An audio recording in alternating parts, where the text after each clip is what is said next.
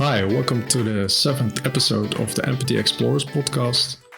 I've got some special guests that I've known for about a year or so. They're the founders of a branding agency called Six Cinquième. Miro, welcome to the show, and thank you for taking the time so we can have this conversation. Thank you for having us. Appreciate it. So happy to talk to you after such a long time. Yeah, I think we connected via TheFutur, I think. Like they contacted us for like a case study of some sort. But yeah, we stayed in contact because of that. Have you heard anything related to that interview after that?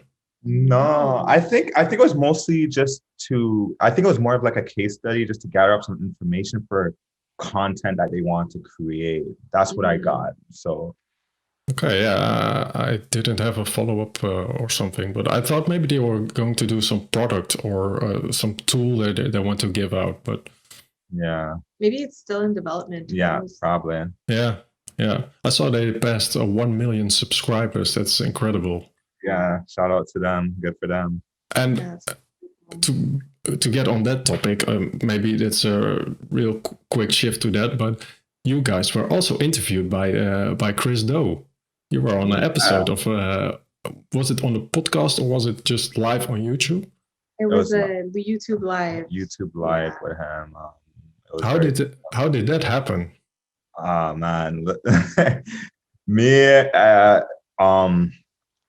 The thing about me, I'm someone who likes to reach out to a lot of people a lot. So I was just on Twitter and I was following him on Twitter, and I put up a tweet. I was just like, "Yo, Chris, like, why not have some color on your show, man? Like, we have a dope agency, we do amazing work, and it'd be cool to give our perspective from Canada and everything." And he just DM'd me right after. He's like, "Yo, I checked out your stuff. It looks cool, and yeah, we could set something up." And I'm like, "Oh wow!" It was easy as that. Honestly, it was so funny because like he had told me like, "Oh, I just sent a tweet to Chris Do about getting on his show," and I was like, "Oh wow, cool! Like that's never gonna happen." And then after he's like, "Oh, he answered me," and I was like, "What? Okay." Like I didn't realize that it was gonna actually happen, but then it happened. Yeah, cool. That's one of my skills, I guess I could say. Yeah, networking, is that one of your primary skills to do? Yeah, I would say me specifically because, and I guess that's how we're able to balance out our company, is that, Ash really is the aesthetic eye. She's the creative director and she makes sure that the details and the day-to-day stuff is good. I'm more on the logistics, on, like the accountant stuff and like the boring business stuff, but I'm the networking person. So I will send out emails to institutions and people that we want to partner up with, and I would just constantly send out proposal, and I'm just on the computer sending out emails all the time, like, and sending tweets to people or DM people or on LinkedIn, or I'm just that type of person. I'm really like that. Did you already do that from the start, from like your early career, or? The thing, I guess for me, the reason why I was able to really develop that is because prior to starting a business is that I used to work with artists a lot, and I will work with artists, and sometimes I'll be like a manager for an artist in terms. So I'll be the one who's reaching out to booking agents and reaching out to publications and just kind of being the representative of the artist. So when I was working with artists, that was the hat that was the role I was kind of taking on, and I kind of transferred that into what we're doing right now. So I kind of just apply that same mindset. So it was something that I was doing prior, and I kind of just brought it into this. Yeah, you're not really an introverted person, I feel like, from what I see, but is that the case? We're both very introverted, actually. But that's why maybe I'm a bit more than you are, but yeah. you're more the guy who will connect the dots and talk to people and build relationships, and I'm kind of more behind the scenes. Yeah, I like to get shit done, but I'm not an extroverted person. Like, I'm not that person who's gonna go out and just trying to talk to everyone. I'm not really like that, but I'm someone, if I have a goal and I'm trying to get something done, I'm gonna do it. You're right. I'm gonna do it. But if I'm not in the mood to do it, I'm not doing it at all. It's kind of weird. Do you have any tips for people, for introverted people that want to be more connected to others and network for themselves? Because I find it really hard as well, actually, to reach out in person. A DM is quickly done, but like setting up something for the future, or maybe like even a sale or something, that's really tough to, especially at the start when you have like little experience in that little a little group of people know you for what you do. So hmm I don't know. Like, you probably be able to give a better perspective because you're kind of more introverted, and I kind of like nudge you, and you Okay, well, for me, like what helps you. what helps me, I mean, you help me a lot. Like, I have a lot of, I think a common thing that you're describing amongst people is probably like imposter syndrome, and that's what stops people from trying to take that first step. And also, a lot of the time, people don't know that sometimes it's as easy as just asking, and will oftentimes have a mentality of like saying no to yourself before even giving the opportunity for someone to say yes or no to you. So I think it's more like getting out of your own way and just like ripping the band-aid off. Sometimes it could be nerve-wracking to like reach out to the person or send an email or be confrontational with people. Like, I struggle with that a lot, but it's something, I think it's a process, and it's something that takes time to develop. I'm still developing it. He's a bit better at it than I am, but it's really like at the end of the day, just like ripping the band-aid off, just going for it and not getting in your own way and allowing for things to play out, just shooting your shot and kind of trusting in the process and not putting too much stress or pressure on yourself. Yeah, and I would say another thing that helps me a lot when in these processes that, and I think a good advice is that I think be in the mindset that this is a numbers game. Like, it's a real numbers game, meaning that you're going to get I'm prepared to get 100 no's before I get that one yes. And I'm in that mindset. So when I'm like reaching out to people, I don't really have an expectation that this is going to go the way I want it to go.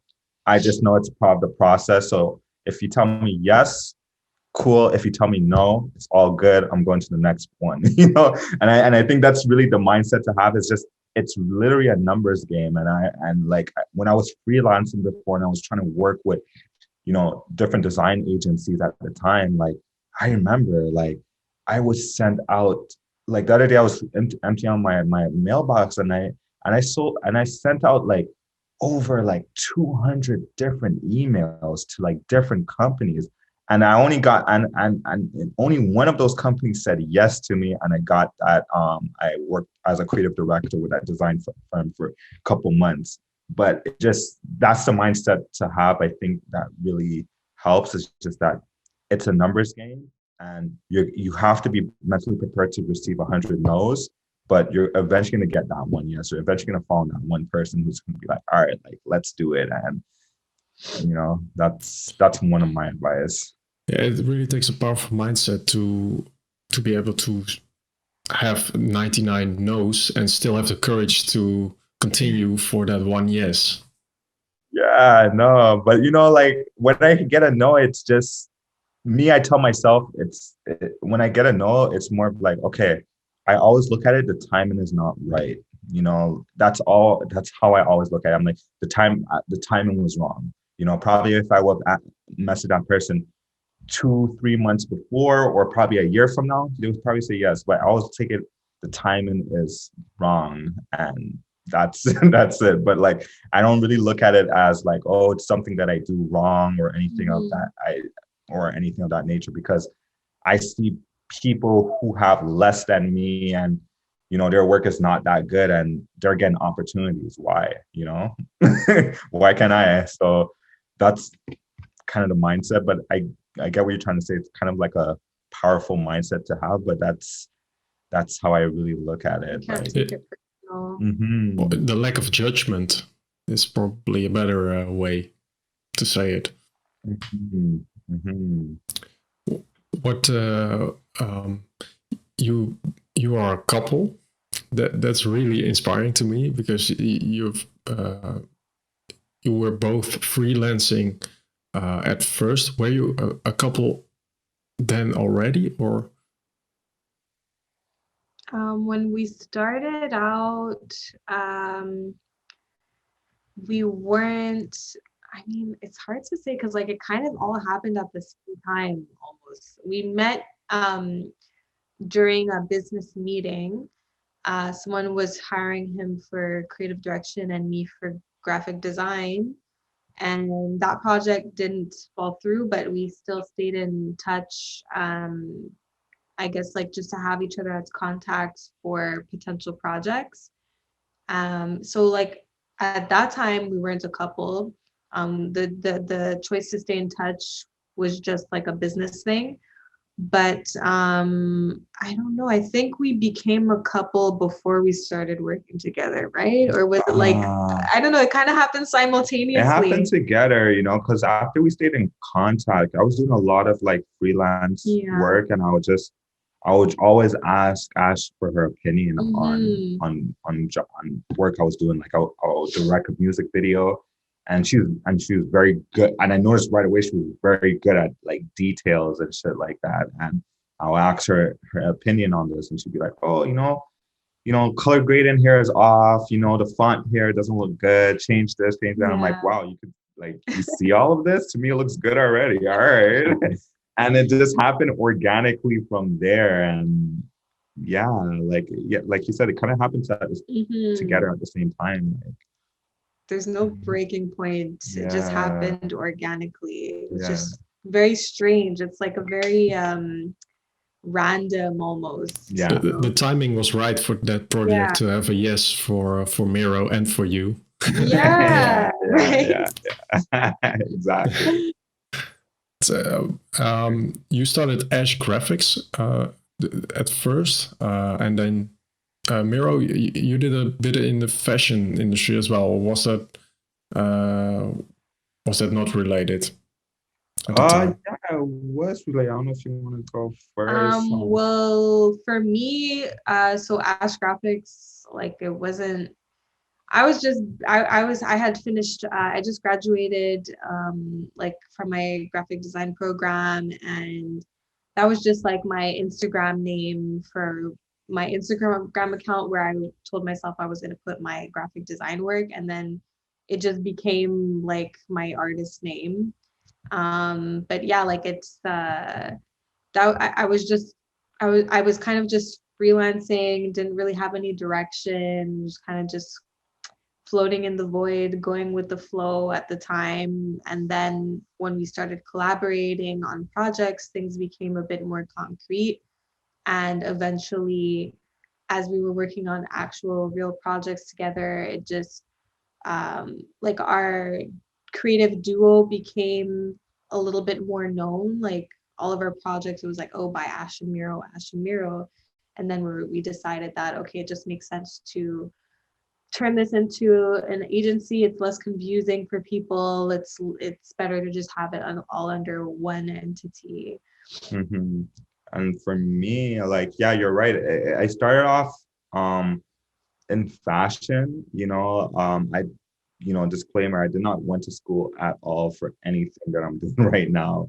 Like I study psychology, I study electrical engineering in college. Electrical engineering, I would not guess that. I did 2 years of electrical engineering. Like I was one of those people who was kind of lost in what he wanted to do in life. Like it was very hard for me to decide. I went to university and I did I did 2 years of business management. So I took a business management class, and I think that kind of helped me because I always knew that I wanted to start something. But I got my first break working in fashion because I was always a fashionable person. Like I was always fashionable. And like one of my friends used to be like, yo, why you just don't put yourself out there as a stylist and just tell people you're my stylist? Because he was a spoken word artist at the time. So he was really out there networking. He was just like, yo, just be my stylist. And I'm like, all right. And it started off where I was just styling him. And then I decided to start reaching out to other local artists in the area. And I was like, yo, let me style you. And during that time, I was building up an online, like I was just adding all these different creatives in Montreal, in the Montreal area, like photographers, videographers. I was just having them on my network because I like their work. So when I was working with these artists, I would hire a photographer and a videographer to come and just create content for that whole entire experience for that artist. Then I created a website and I would just put that content on my website. So through there, I was slowly developing my own aesthetic without me really noticing till someone contacted me for a music video. It's just like, yo, I love your style and I think you could direct a music video for me. I'm like, all right, let's do it. And I directed my first music video. And then everything there was just a snowball effect. People just contacted me to like help them with their cover art, their album artwork, or just be a consultant on a project that they're working with. So it was just like a snowball effect, and I slowly just started off from a stylist and then kind of evolved into a creative director to now a brand strategist, which is kind of weird. Do you still do those kinds of projects? No, I don't really have the passion for that. I feel like right now I found what I really love enjoying doing. And that's really like helping art. Like I love working with artists, but I like working with artists and business entrepreneurs and helping them find problems for their solutions. Like I like solutions for their problems. Like pardon me. Like I like finding like design solutions for people. I love that. And I enjoy that. I love like managing a team and stuff like that. I love this what I'm doing now. I would not go back to like styling and doing those other things. Like I would rather hire the stylist, hire the director, and I would just oversee the entire project to make sure that quality control is A1. That's my position right now. Yeah, I still see it in both of your work, what you share, but it's more personal. It's more your styling, Ash's styling, photo shoots for yourself, and not really for clients. I feel like is that the case? Well, yeah, I feel like I think it's just a reflection of our taste, I guess. Because like I mentioned before, like Ash. When I met Ashley, she always had a very strong aesthetic eye. I had a strong aesthetic eye, but I never know I had a strong aesthetic eye because I didn't went to school at all. But I was someone who's always in love with media. I love music. I love visual arts. I always love music videos. I love album artworks. Like that was the thing that got me into music. I would just see an album artwork and I'm like, I want to listen to this music, regardless what it was. It's just the artwork would get to me. And what's your favorite? Do you have favorite artworks? I like the artworks from like was it Joy Division and stuff like that. I like the minimalism of things like that. From the 80s. Yeah, like 80s artwork. Vinyl artwork is always beautiful. Like I think I've also always been fascinated with like covers from like Earth, Wind and Fire, like super cool, like trippy, futuristic looking, 80s version of futuristic looking 70s, 80s. But those are always cool. Yeah. I think like it's just a reflection of just our taste, and it's so interesting that you're asking us this question because me and Ashley was just talking about this a few days ago, where it's like we're kind of at the stage where when clients come to us, we don't talk about aesthetics no more. We don't talk about like visual aesthetics because it might sound a little arrogant or cocky, but it's just that I feel like me and Ashley are at the stage where it's like we trust our visual judgment, where it's like talking about it and making the client focus on it, it's kind of a waste of time. Like I'd rather put more emphasis on what's your vision, what's your long-term goals, what is your problem, what is your expectation, who's your target market, why is that your target market? Once we take more time trying to understand the people we're working with, and from there it kind of paints a picture in our heads, which is very weird, but that's our approach to it. Like, it's not weird. No, it's not weird. Okay. That's how most people make the mistake of putting aesthetics first, and then they create something that looks cool, but it's not functional, and it doesn't fulfill a real purpose. So we kind of because found a way to do it. I hate when people come up to us and they're like, "Oh, I saw you did this for XYZ. I want the same thing." And it's like, yeah, but that person has a totally different problem and a totally different market from you. It's not going to be the same. And that's kind of why I don't dislike Dribble, because Dribble is all about aesthetics, and you don't see any functionality in it. It's just visual, and I more so like Behance with case studies or such, or even videos of it.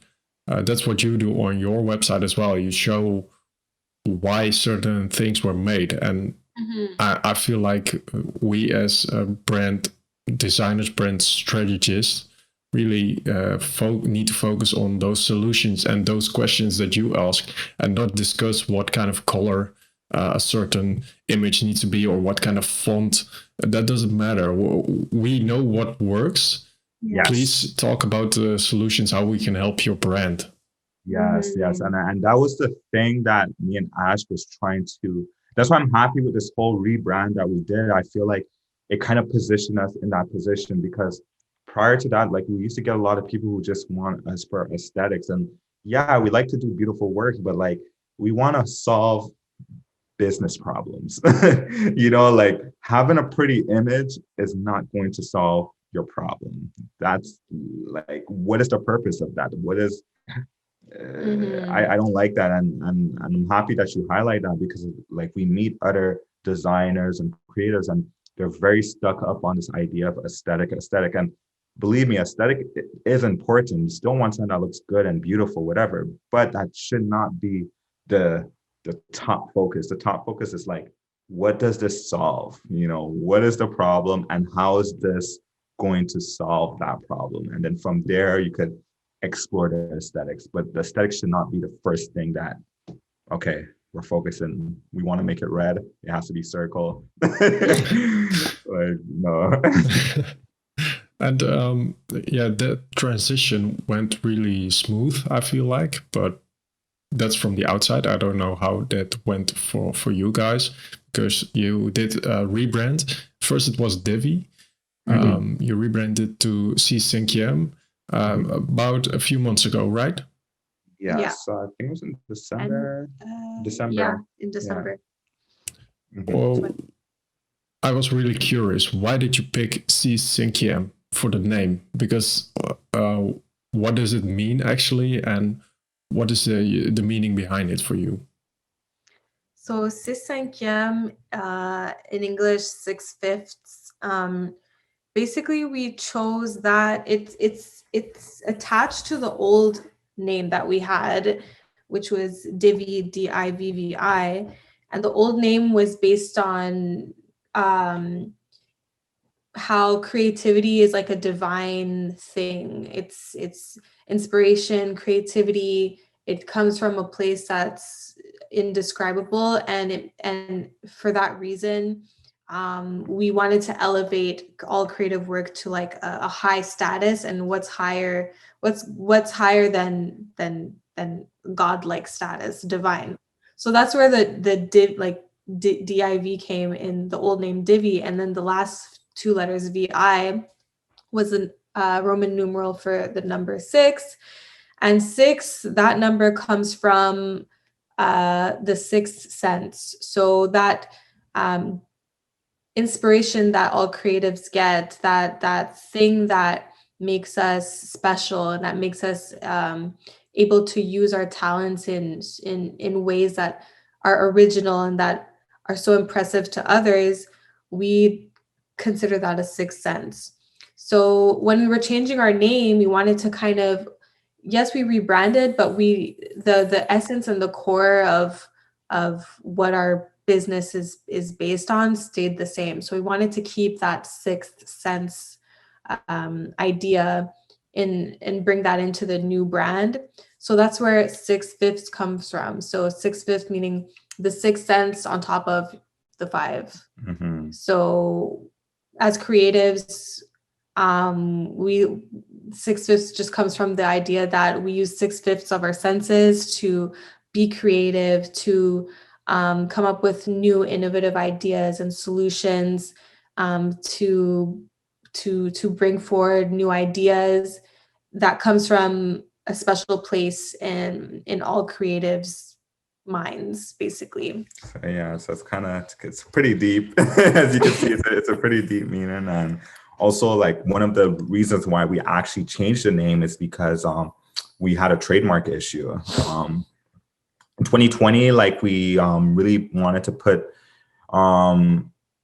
we wanted to actually take the time to kind of like restructure internally and making sure that when it comes to the business side of things that we were doing things correctly. So our taxes, our incorporation and all of those important things. So when we went to go speak to a lawyer to start finalizing all that process, she tells us that Divi is trademarked by another company here in Canada as an advertisement agency. So we're like, damn, like it was kind of one of those moments like, damn, like we messed up big time. And so that was one of the reasons why we changed the name as well, because it's like, we want to turn this into a global brand and we want to make sure that we're doing this correctly.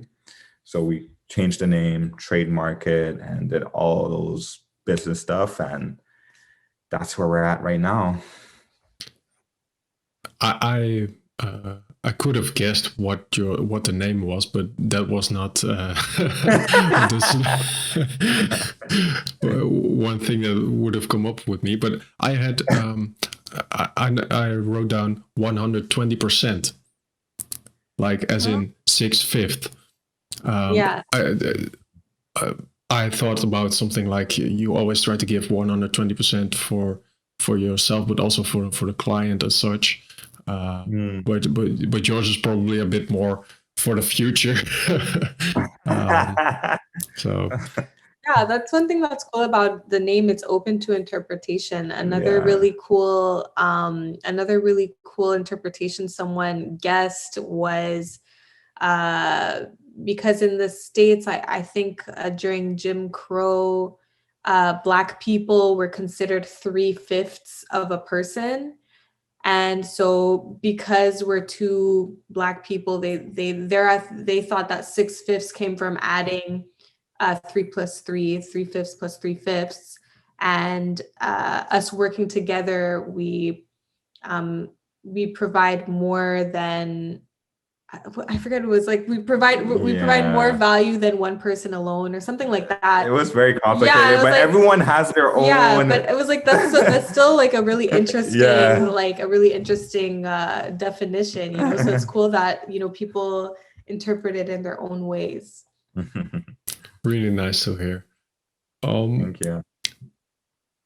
One thing that we talked about with Ben Burns with that interview at TheFutur was one of the issues that you guys had was you want to step it up a bit with the agency and go from hiring freelancers for all the jobs to actually hiring employees.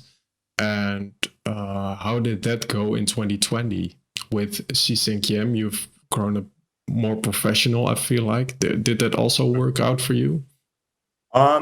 It's actually still a work in progress. Like right now we have a part-time designer and like we have like, 2 different people who work with us like very internally as like contractual basis. So like, I feel like the team building is slowly happening, but I feel like with the new rebrand, it's gonna make it a lot easier, because that's the thing with me and Ash right now. Like our mindset is that we're trying to go after the big agencies right now, like that's who my competition is. Like I just really wanted us to get out of this, like I just didn't want to be in this bubble of like this small little mom and pop shop, like, we're just freelancers. I didn't want people to always think of us freelancers, because that's what happened when we still had Divi going on, that a lot of people, they wouldn't say it, but the way that they treated us, it's kind of like, okay, it's like, okay, these guys are these freelancers, like whatever. But now I feel like with the new rebrand, like, especially the work that we've been showcasing, like we're out of that mind. We're coming out of that mindset where it's like, okay, these guys are something to pay a lot of attention to. So I guess with this, it's going to really help us more with establishing bigger contracts, and thus helping us to really solidify the team right now, because that's the real thing that's I would say that's I wouldn't say hurting us, but not making us have a team yet. It's for the fact that we haven't established big enough accounts yet, and where we could pay people accordingly, right? Because that's one thing that we want to do too, is like we don't want to have just interns working for us for free. Like we could have interns, but it goes against our value. I don't want to pay someone below what they're asking for. If you're asking for 50,000 a year and that's your thing, I'm not going to be like, oh no, like,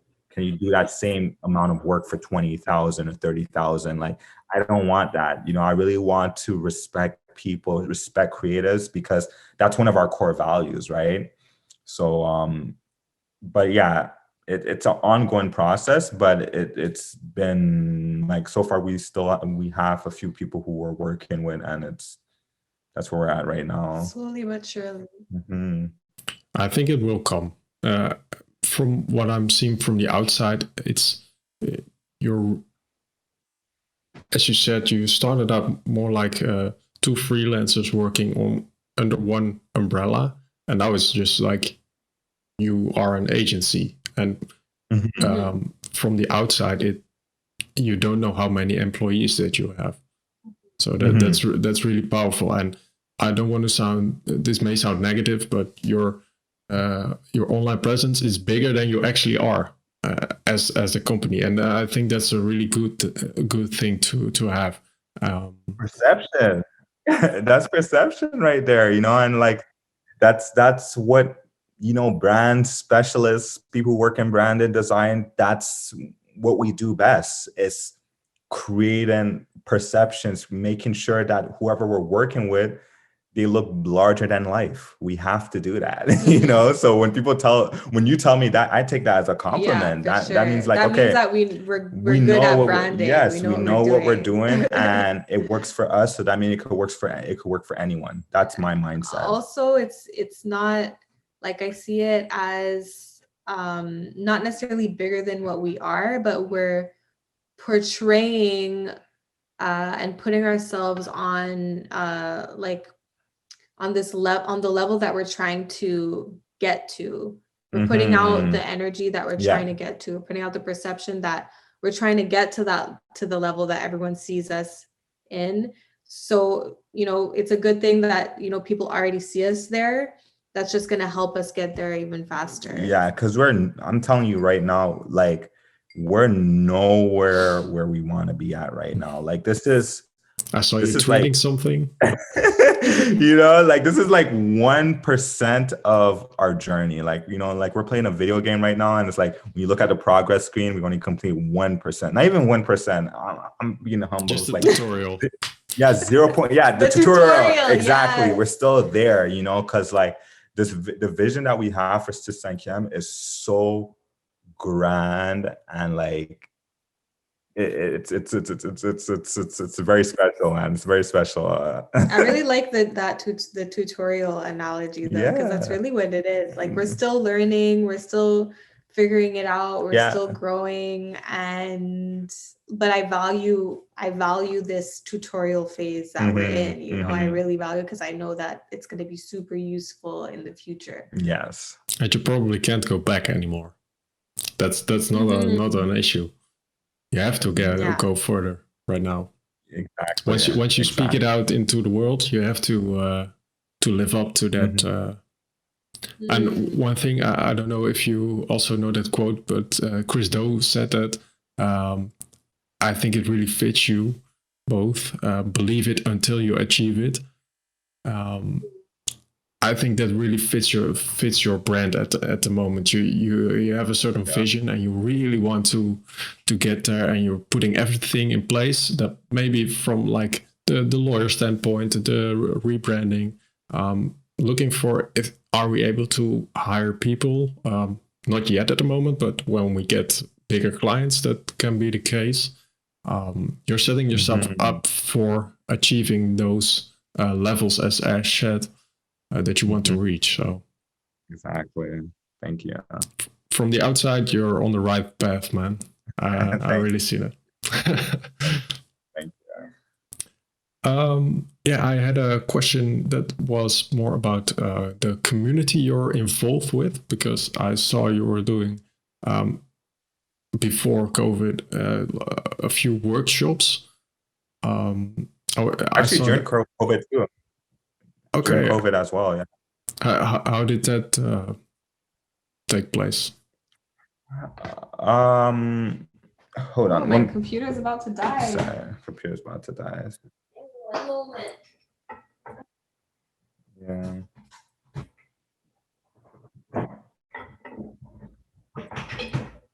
Got it. Okay. Back in business. In terms of, okay, so what was your question? Is it more for like the community aspect or like during the workshops during COVID? Which one would you like me to answer first? The workshop during COVID, how did that take place? The workshops that we did in COVID was really, it was really based on relationships that we established before COVID, you know, because like I said, like I'm someone who's on the computer sending out emails. So prior to COVID, I was sending out to a few emails to a few institutions to collaborate with them and propose a few workshops with them.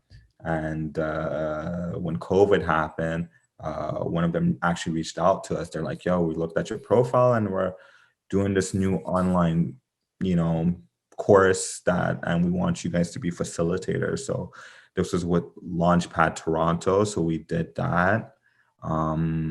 We also did one with Factory where half of it was online and the other one was in person. And because it was a smaller group, it was probably like six to 10 people. So we could have done that in person. But overall, during COVID, to do workshops, I'm not the biggest fan of it, to tell you the truth, because I miss the physical interaction, the social interaction, because the one thing that, you know, when we did workshops before and in person, my favorite part was the end.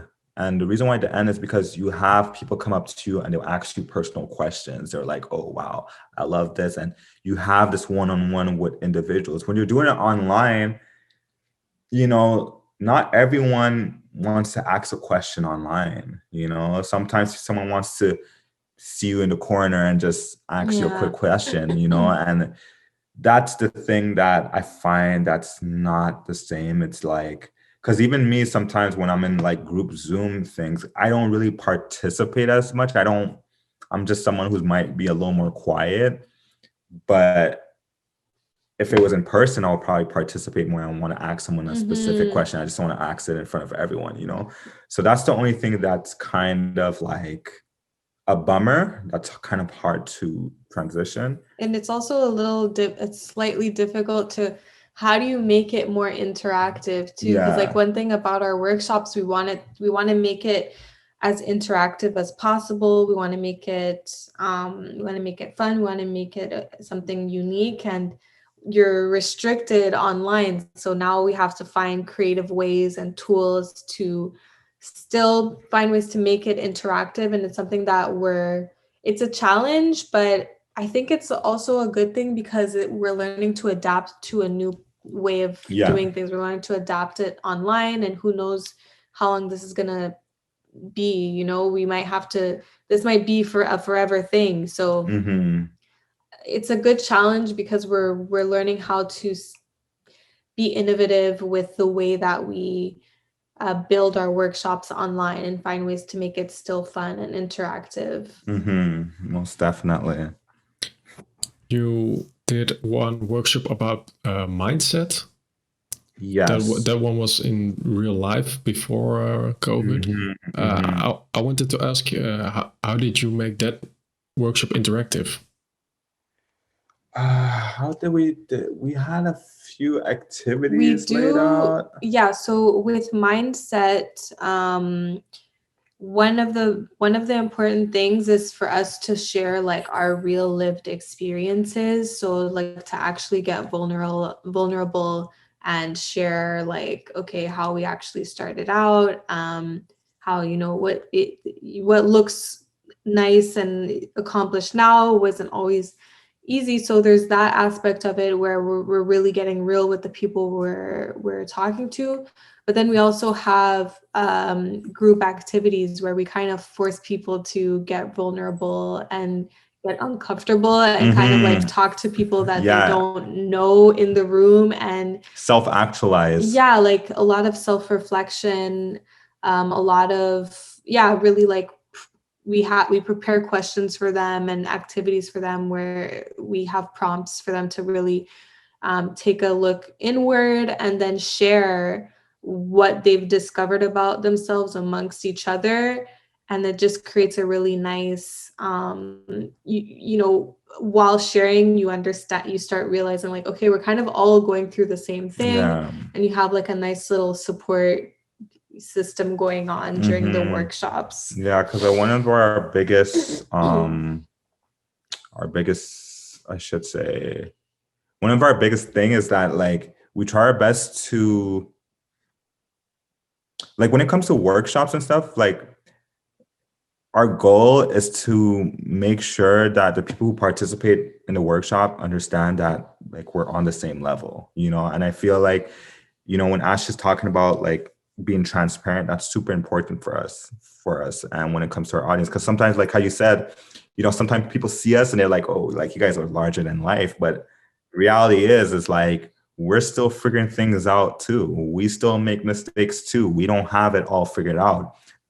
What I'm telling you right now is what we have learned so far. But I'm telling you right now, tomorrow I'm going to make a mistake, and I'm still making a mistake. And I think it's so refreshing to be around that. And I think that's why we're good at building a strong relationship with our community and things of that nature, because yes, the online stuff looks good and everything, but when people talk to us and they see us and they hear us talk, we're super vulnerable about it. And, and I hate sometimes that's why I don't really participate in a lot of like these online conferences or these seminars and stuff, because it's like, I don't want to learn from someone who, did this shit for 20 years and, they already found success in what they're doing, They're probably out of touch. They're out of touch with my reality. I rather learn from someone who's learning the same time I'm learning, who's making a mistake. And that's why I say I look up to my peers, the people around me, more than I look up to anyone else who has success. Like I could acknowledge it, but I like learning from people who are just like, damn, like you didn't know that you had to trademark and you're telling me that I have to trademark. Okay, I'm gonna go trademark right now. Oh, this is how your design process is. This is how your process with your clients. Okay, let me see if that works. I like to learn from people around me who's going through the same thing. I feel it's more valuable. That's just me personally. And do you feel you've gained also a lot of information from peers, things that you learn from the students that you teach the workshops at? Yeah, from the students, because I get to understand like what is their real problems, like what they're really going through, like I like that, and I see a lot of me in them, which is very interesting. Like a lot of how I was in the beginning, like Also, we see one thing I was really impressed with working with younger people is like they're so advanced, yeah. like mentally, like they're so socially aware, like way more than we ever were when we were their age.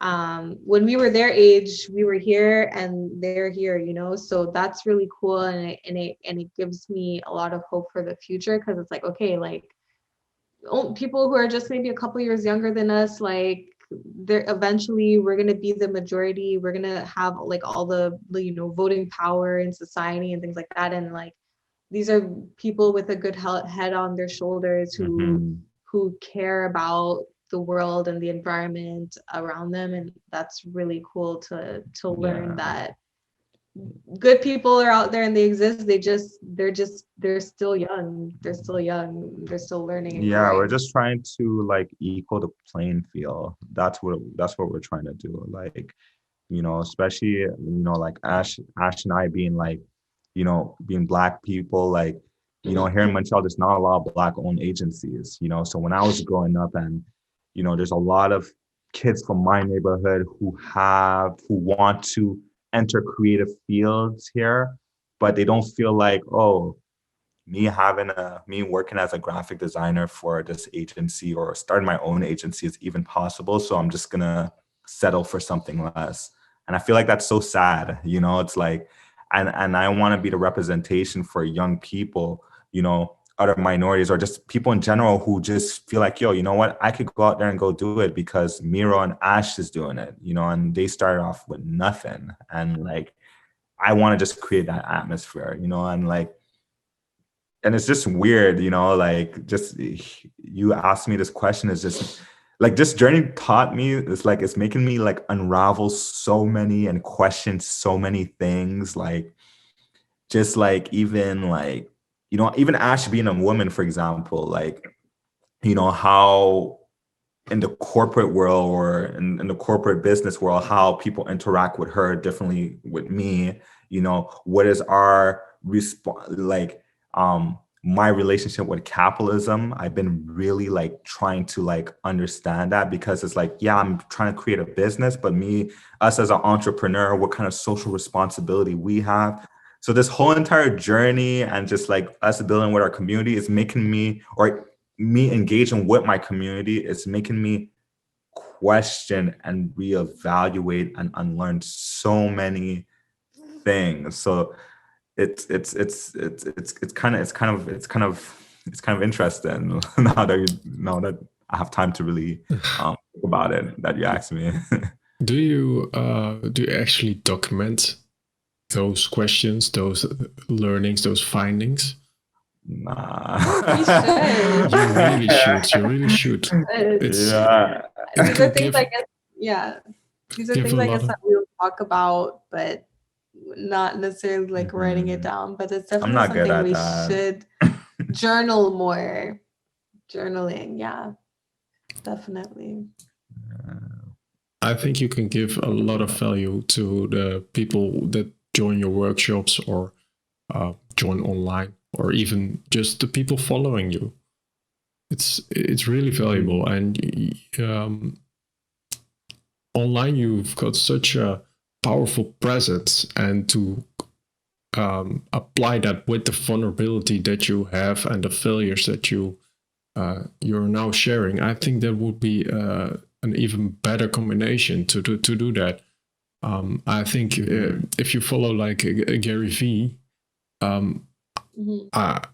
he does that as well. He's made it right now, but he still shares what went wrong, what mistakes that he made, investing mistakes, company mistakes, fightings with this and that, and such. And those are the things that I find most interesting from him, because everybody looks at the successes that he has, but you can learn so much from the failures and how did he manage that afterwards. So maybe that's an idea for you, but please just write it down if you feel like, oh wow, this is something.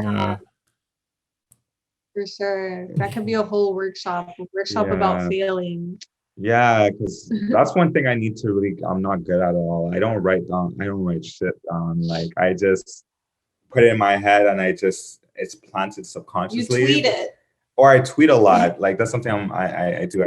I tweet a lot. I like let off a lot of random thoughts, and just the writing thing is not my thing. Ashley like writes a little more than me, but Yeah. I think But not about yeah. business stuff. Yeah. I think it's just a habit. You need to form the habit for yourself, and then it becomes way easier. Julia Cameron has a book, The Artist's Way, and that book is really I powerful. have that book. Oh, okay, yeah. I need to read it though. I haven't read it, but my sister gave it to me, and I haven't read it yet, but I should. I'm gonna add it to my list. It has a lot of exercises for empowering those habits in yourself, and one is the morning journal. And what you do is just when you start out in the morning, you have a fresh set of fresh mindset, no apps that's going off, messages that you have to check. Just write a few 1 or 2 pages each day from how you feel, what comes up in your head, and it's almost like meditation. If you stick through with that for a longer time, then you're able to really digest what you've been thinking all those weeks for business ideas, or maybe relationships or struggles that you have. And I found that really helpful, especially during lockdown and such, when you can't always discuss that with people because you can't see them in real life, and you're not talking on Zoom about those things. It's always really functional, yeah. I feel like. So that may be a bit of a tip to start for yourself, and also for myself, because I really want to learn more about these things that you talk about. It's so inspiring. Thank you.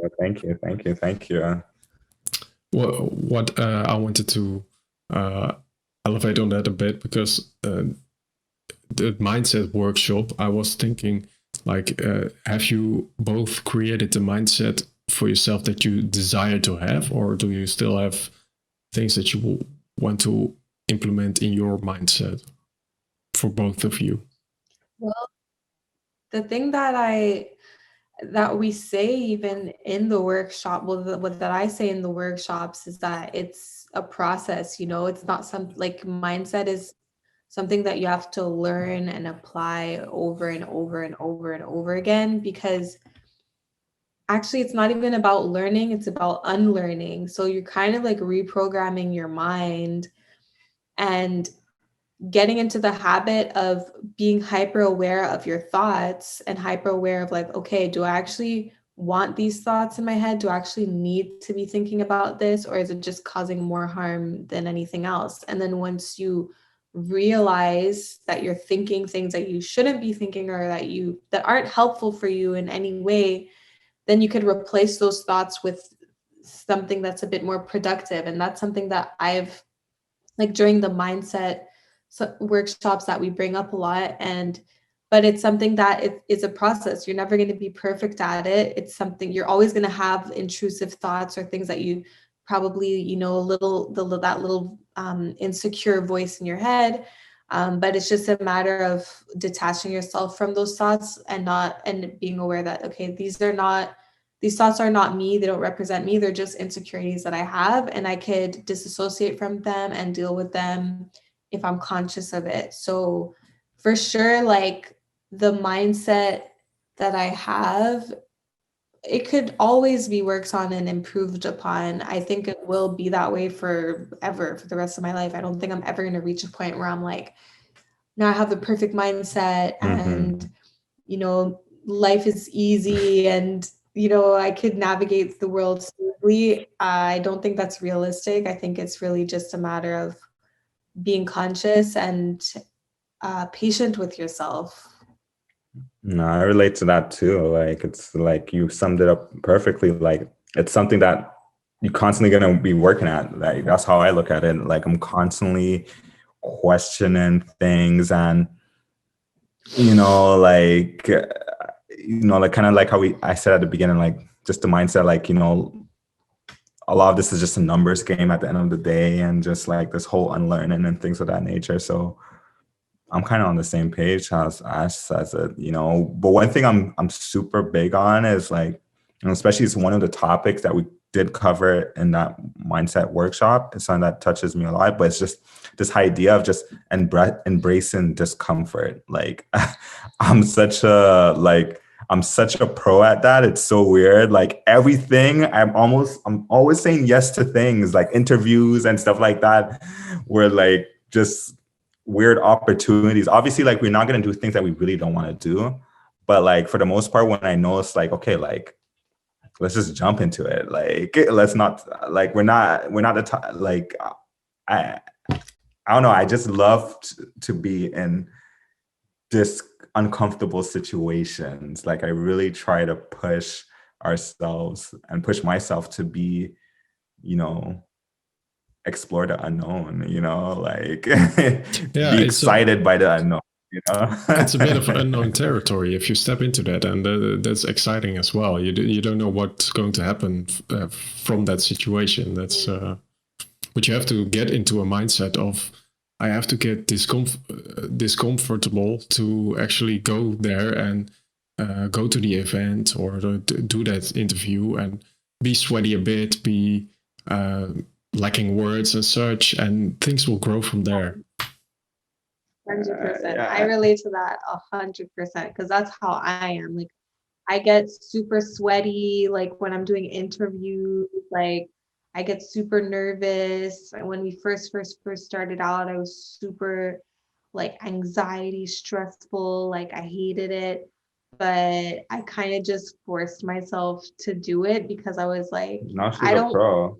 I'm not like a pro, but I'm like, I don't want to be this scared person who's afraid of everything or who's like, who gets nervous or blah, blah, blah. But although I still get nervous, but now I'm more mentally prepared and I kind of embrace the anxiety as part of the process rather than taking it as a sign that like, oh, I shouldn't be doing it and avoiding it completely, Yeah, and every single time we put ourselves in an uncomfortable situation, a positive comes from it. Probably not right away, but somewhere down the line, there's something always positive that comes from it. Like even times when we think like, oh, we didn't do well or whatever the case may be, positive come from it. That's so true. That's so true. Like even the interview with Chris Do, like when we were doing it, I was super nervous. And after we did it, I was like, like you didn't really do a good job, blah, blah, blah. But like we got like our biggest contract ever because we were on that interview, So it's just, there's always a positive. And I think that's one thing that like, that's a mindset thing too. It's like to take the anxiety that you have and turn it into excitement. Like, oh, I'm excited to know what this situation will bring, what that outcome will be, because you tell yourself that something good is going to come out of it, even though during it's probably a horrible, stressful experience. But at the end of it, once you get through it, you're going to feel so good because it's done. And also something good will happen eventually. Some door will open. It's the process. Same with working out. I feel like if you don't have the mindset to work out, it's a pain and you don't really want to go. But as soon as you went and maybe your muscles are a bit sore, but you always feel really good after it. Like, yes, I did this and I embraced my discomfort to go there actually. And it needs to be in the little things. People don't only see like the bad side at the front, but they don't really recognize what happens after it. Exactly. That's so true. Are you excited for the rapid fire questions? Oh, for sure. Let's go. I mean, like, I'm not good at that. Yeah, I'm not good at rapid fire questions. It might not be that rapid. I might be like, I had Doug Collins on the show. He did like 5 minutes for one answer. So I think you'll probably be faster than that. I start off lightly.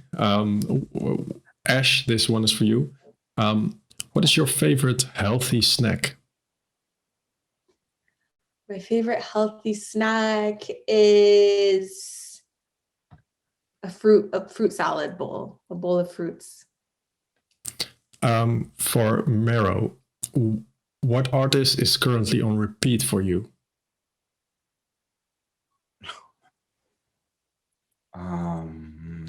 Which artist is currently on repeat for me?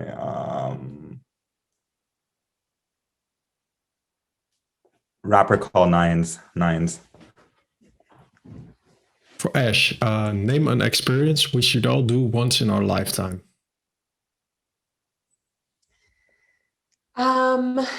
We should all. Damn, what should we all do? Really? I was gonna say travel, but also meditate. I would have said something else. What would you have said? I'll say mushrooms. Magic mushrooms. That's not a bad one. That's another type of traveling. Yeah, that's Like, another it's another experience. Psychedelic travel. Miro, what's a saying you absolutely disagree with? That I disagree with. Fuck. Yo, that's a hard one. A saying that I disagree with.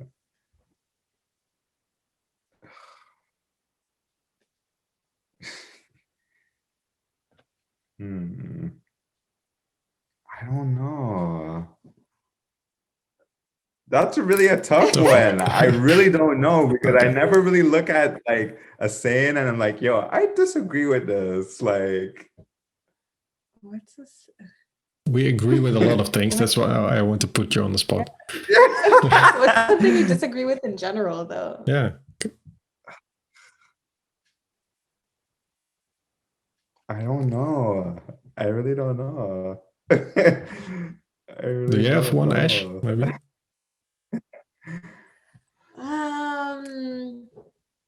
What's the saying? I'm trying to think. I'm gonna be thinking about this for a very long time because that's a good one. I never really look at it. Like it's so easy to say, like, oh, what's a saying that you live by? But what's a saying that you disagree on? That's a good question because I really don't know. Okay, maybe we can chat about that later. Yeah, that's something we're gonna think about. If this one is for Ash again, how would you describe Miro in one word? Confident. And I've got the same question for you, Miro. How would you describe Ash in one word? Warm. Aww. Confident and warm. That's really a good combination, I feel like. Thank you. Those were the questions. So that was not that hard. Only one question that was... yeah, a very good question, by matter of fact. Well, I think that's people think in one straight way, and you have to break out of that sometimes. So that's why I try to ask those questions as well. That really keeps you fresh and, like, as you said, unlearning stuff. Exactly. I have a question. Like, please. For that difficult question, what about you? What would your answer be for a saying that you disagree with? My saying would be, I can do this. I can't do this. I can do this. I absolutely disagree with that. I would always state it something like, I don't know how to do this yet. People say everyone can do everything if they just have the right mindset and like preparation. I can I can probably run a marathon, but I have to work out really hard for that. Yeah. But I won't say I can do this. I can do this right now, maybe, but that's one saying I absolutely disagree with because that just doesn't fit my mindset, to be honest. That's so true. And not enough people think like that. People make so many excuses for themselves, like, oh, I can't do this, I can't do that. But it's Because like the easy way, it's the a easy way. choice. It's a choice. I'm the same as you. I believe you could literally do anything. If someone on this planet can do it, you can do it too. Mm-hmm. It's just a matter of like, okay, you probably need to put in some work to get there, but you And can. the timing Yeah. is everything as well too. Like I'm big on that. Yeah. Okay. I have one more question. This is a question that I always ask every guest. Maybe it's a different answer for both of you, but this is the Empathy Explorers podcast. So, what is a thing you like to explore more of? You want to answer first, or? I think I want to explore other people and other cultures more. I wanna get out of my bubble in terms of like because like one thing, like I might go on a little tangent right now, so my apologies. No problem. I don't know if for the time and stuff, but like one thing that I didn't mention is that, you know, one thing that's really that I've been very curious about is just this whole idea of accessibility. You know, like it's so easy to think of things based on how we are because we're not like disabled in any way, right? And it's like someone who lives their life in a wheelchair, they have a totally different perspective on life, you know.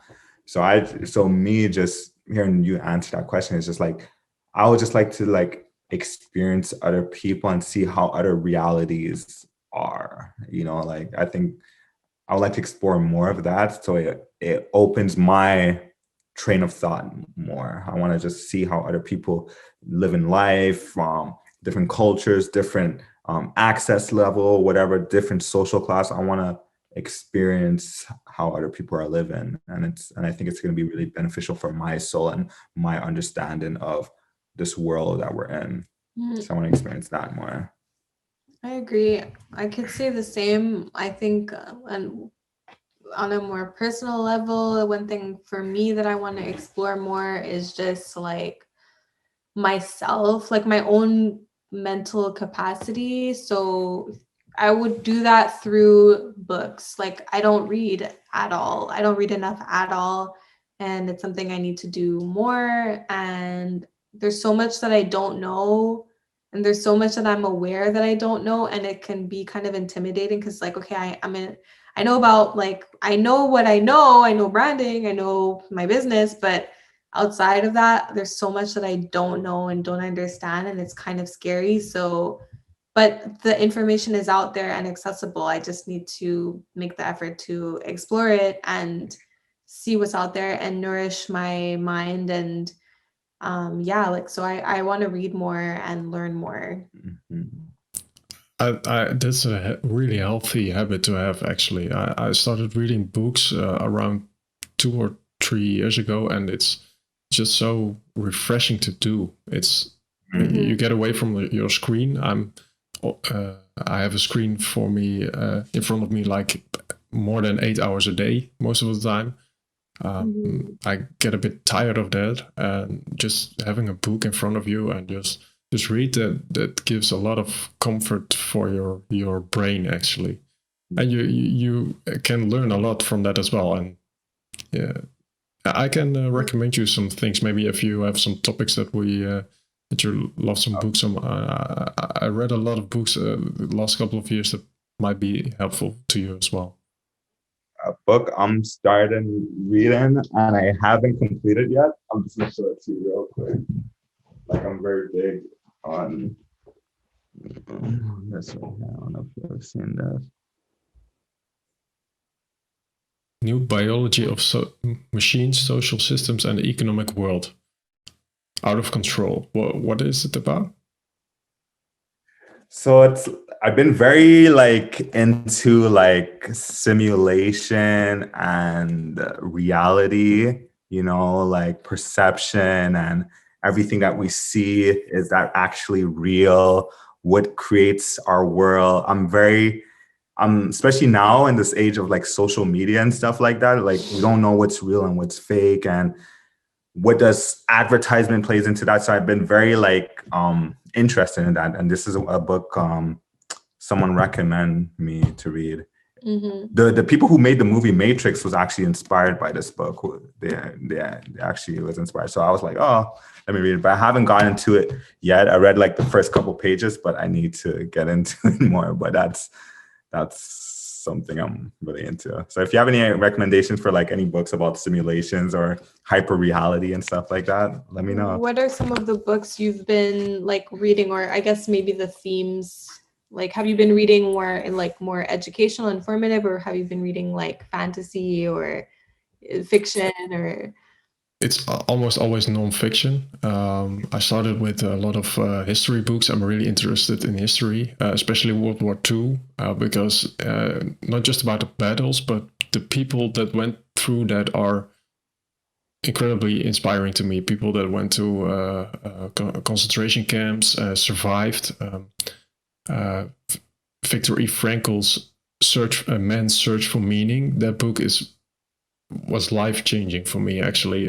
He's a psychologist, and he, as a psychologist, was a Holocaust survivor. So he was a prisoner in that concentration camp. But what he did, he actually analyzed what happened there as a psychologist, and that was really interesting to me, because he really went down to the meaning of life, and that was inspiring. Cool. What did you say it was called? Man's Search for Meaning? Man's Search for Meaning, from Viktor E. Frankl. The book was it's about 120 pages long. It's not that long, but it's really inspiring. Most of those were like personal development and mindset books, because I really needed to get into a healthier growth mindset. I was kind of a bit stuck, I felt like, but I didn't really know what was happening. So I read Tim Ferriss's 4-Hour Work Week. That was the first one that I read, and then it grew from there. And now I'm reading a lot of different things. Stephen Pressfield is a really good writer. The War of Art. He wrote The War of Art, and that's a book about resistance and creative block, actually, and how you can overcome that for yourself. That one is really good. Yeah, a lot of different subjects. I'm reading a lot about money, wealth at the moment, because I feel like the money in the bank is not giving any value to me at the moment. So I really need to diversify that. Most of the things that I just come across, and then I've love to learn more about the subjects and look for books. If you want to, if you find a certain subject that you like, Goodreads actually has top lists of rated books by users, so that's really helpful. Goodreads.com? Yeah, goodreads.com. That's a really good website for like personal reviews from people. So that's about it. Cool. And to be honest, like all those different topics keeps it fresh. If I don't finish books one by one. I'm reading like 4 or 5 books at the same time. If I feel like, I'm in a happy mood, I'm going to read about like personal growth, or if I want to learn more about money because someone talked about that, then I'm going to read that money book. Or like relationships. There are so many things that you can learn. Mm-hmm. Cool. I will also DM you with some books maybe Yeah, later. please do. Sure. Please do. Okay, well, we're about at the end of the episode. We end the episode with a question from the guest to the audience. Have you thought about a question during our chat? And this is a question that the audience will answer, I guess, like in comments and things. In comments, yeah.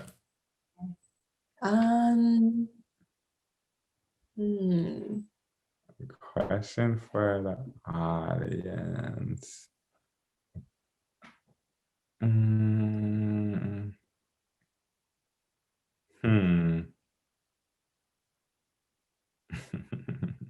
I'm trying to think of something interesting. Well, this is one from one of my good friends, Marcus, and I always love this question he asks. So this doesn't come from me. This has come from him, but it's something that I think about.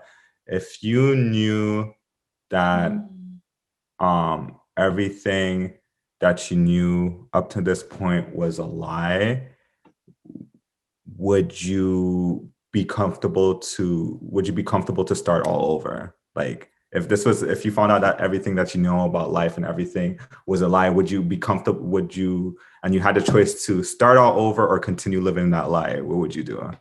I found that very interesting because that's a very red pill, blue pill Yeah. question, like the Matrix, But yeah, that's a really good one. I won't say one because I can't think of a better one than that. So. It's a really personal question. People really have to think about that. What a good answer will be. Thank you for asking that. That's for sure. Yeah, we're at the end of the episode. Ash, Miro, I really want to thank you for joining the conversation. It was my pleasure. And yeah, do you have something to say to the audience to end it with? Nothing, just thank you for having us, and I really enjoyed this conversation. I think it was really easy flowing. Yeah, easy going, and it was fun. So, wishing you the best of luck and everything that you're trying to accomplish. We're gonna check out your other episodes as well. And yeah, really just appreciative of this time that we've spent just discussing. Yeah, happy that we stayed in touch and everything, and like very looking forward to what the future holds for us, because I'm pretty sure we're going to collaborate on something very soon. I don't know when, how, or in what context, but it's going to happen, and I guess this is a start, right? Yeah, I'm quite sure of that as well. I'm really happy with this connection that built up. So yeah. Well, yeah, thank you for joining the show, and we'll speak to you really soon. Bye bye. Thank you.